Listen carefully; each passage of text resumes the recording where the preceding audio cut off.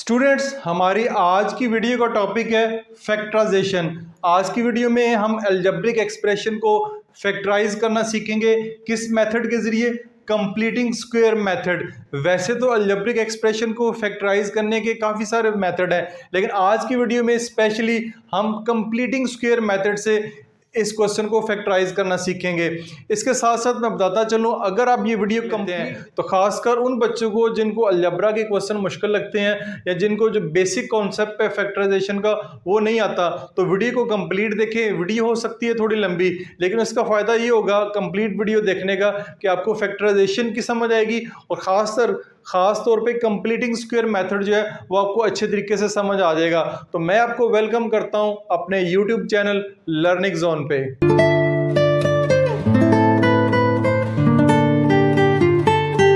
अच्छा जी, ऊपर लिखा हुआ है completing square method. Completing square method के जरिए हम क्वेश्चन को फैक्टराइज करेंगे। क्वेश्चन के ऊपर आपको फैक्टराइज ही लिखा हुआ मिलेगा। जितने भी अलजेब्रा के क्वेश्चन पेपर में मोस्टली आते हैं उनके ऊपर जो स्टेटमेंट होती है वो फैक्टराइज, सिंपलीफाई, एवेल्युएट, इस तरह की स्टेटमेंट होती है। तो आपने ये खुद जज करना है कि कौन सा क्वेश्चन कॉमन मेथड से होगा, कौन सा कंप्लीटिंग स्क्वायर मेथड से होगा, कौन सा क्वेश्चन मिडिल टर्म ब्रेक से होगा या कौन सा क्वेश्चन जो है फार्मूला अप्लाई करने के बाद होगा। तो ये चीज़ जो है वो कैसे पता चलेगा आपको, क्योंकि इस क्वेश्चन के ऊपर कुछ भी नहीं लिखा हुआ कि कौन सा मेथड अप्लाई करना है, जस्ट लिखा हुआ है फैक्टराइज। तो यहाँ पे क्वेश्चन लिखा 4x⁴ + 81। तो फैक्टराइजेशन के ऊपर काफ़ी सारी वीडियोस मेरी मौजूद हैं। तो सबसे जो पहला काम आपने ये करना है कि क्वेश्चन को फैक्टराइज अगर लिखा हुआ है तो सबसे पहला काम, अगर आप क्वेश्चन की कोई समझ नहीं आ रही कि आपने इसको कैसे सोल्व करना है, तो उसका तरीकाकार ये है कि आप उसमें कॉमन ले लें। अगर तो कॉमन आता है तो बहुत अच्छी बात है, आप उसमें से कॉमन लेने की कोशिश करें। तो हम देखते हैं इस क्वेश्चन को 4x⁴ + 81। तो इसमें से अगर देखा जाए तो कुछ भी कॉमन नहीं आता, यानी कि इसमें अगर देखा जाए कॉमन जो है वो हमारे पास कुछ भी नहीं आ रहा। तो यहाँ मैं आपको लिख देता हूँ, कॉमन जो है वो नहीं आ रहा, कॉमन खत्म हो गया। अब हम नजर दौड़ाते हैं अपने फार्मूलाज की तरफ कि हमारे पास कौन कौन से फार्मूलाज हैं। मैं एक फार्मूला यहाँ पे लिखता हूँ, a + b² = a² + 2ab + b²। ये फार्मूला फिर माइनस में भी है, a - b² a² - 2ab + b²। ये एक फार्मूला प्लस में, एक फार्मूला माइनस में है। एक और फार्मूला हमारे पास a² - b², यह आएगा a - b और a + b। अब अगर क्वेश्चन को देखें तो यहाँ पे 3 टर्म्स हैं, यहाँ पे भी 3 टर्म्स हैं। यहाँ पे कितनी टर्म्स हैं? 2। ठीक है, 2 है। यहाँ पे a + b² है, ये a - b² है। ठीक है, होल स्क्वायर है यहाँ पे, क्योंकि होल स्क्वायर नहीं है।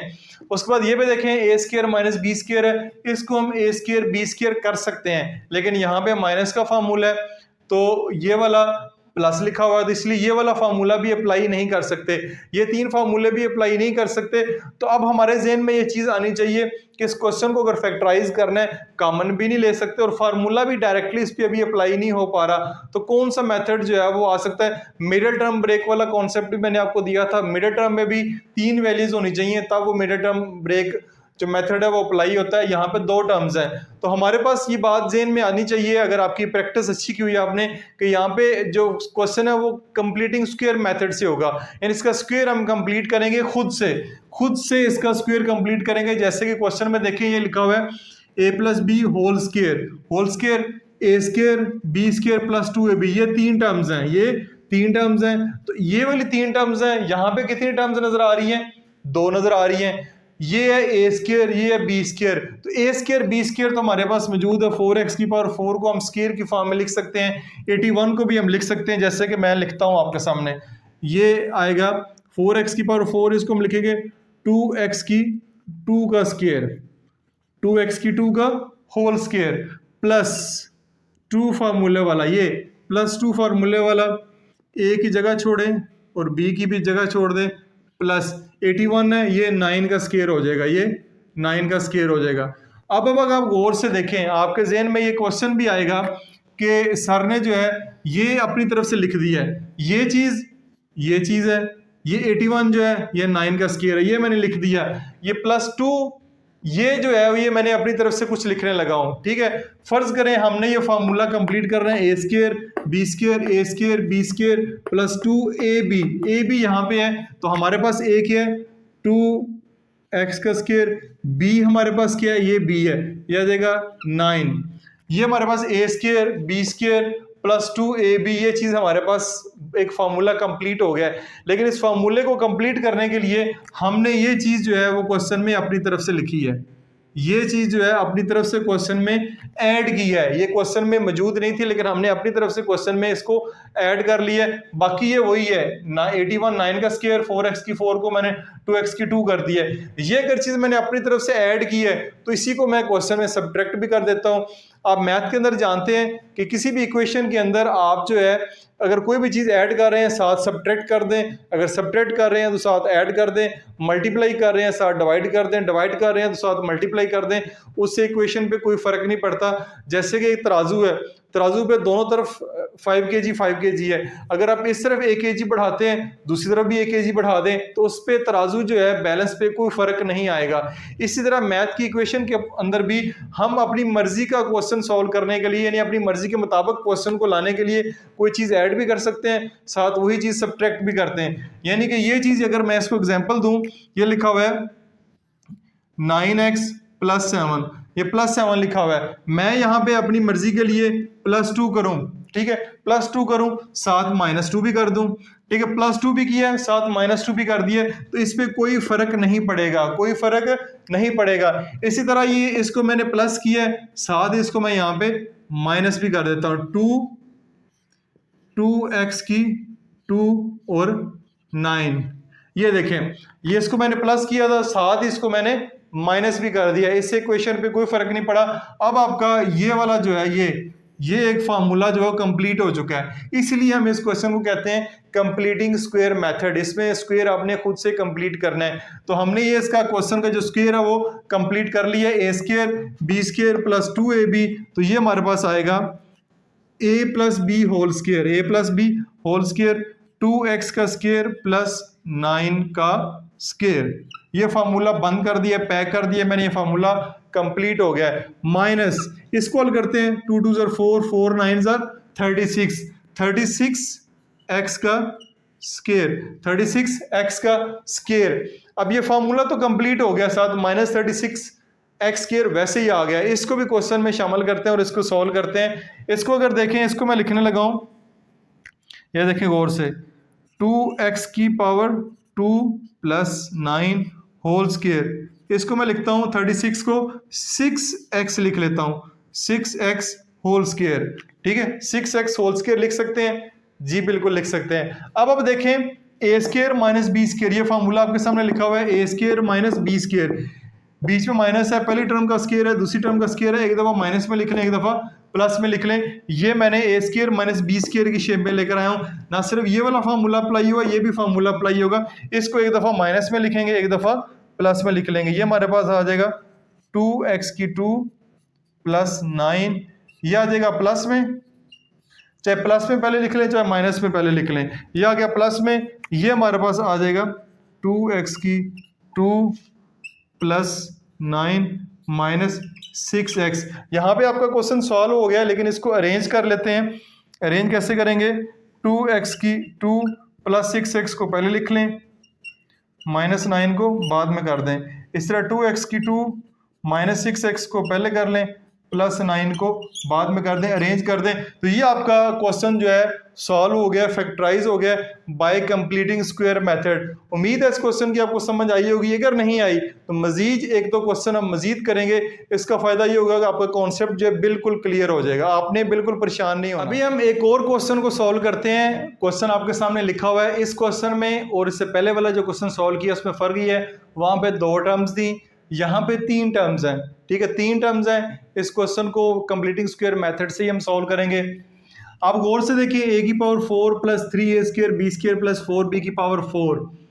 अब हमारे पास इस क्वेश्चन को अगर गौर से देखें तो हम, ये हमारे पास a स्क्वायर है, ये b स्क्वायर है, ये दरमियान वाली टर्म जो है ये 2ab होनी चाहिए, 2ab होनी चाहिए, जो कि नहीं है, जो कि नहीं है। तो अगर ये होती तो हमारा स्क्वायर वैसे ही कंप्लीट हो जाना था, लेकिन ये नहीं है, इसलिए हमने इसको कंप्लीटिंग स्क्वायर इसका करना है। कैसे करेंगे ये देखें, a की पावर 4, इसको मैं लिख लूंगा a की पावर 2 की पावर 2 प्लस 2 फार्मूले का, ये मैं जगह छोड़ रहा हूं, a और b के लिए ये आएगा 2b की 2 का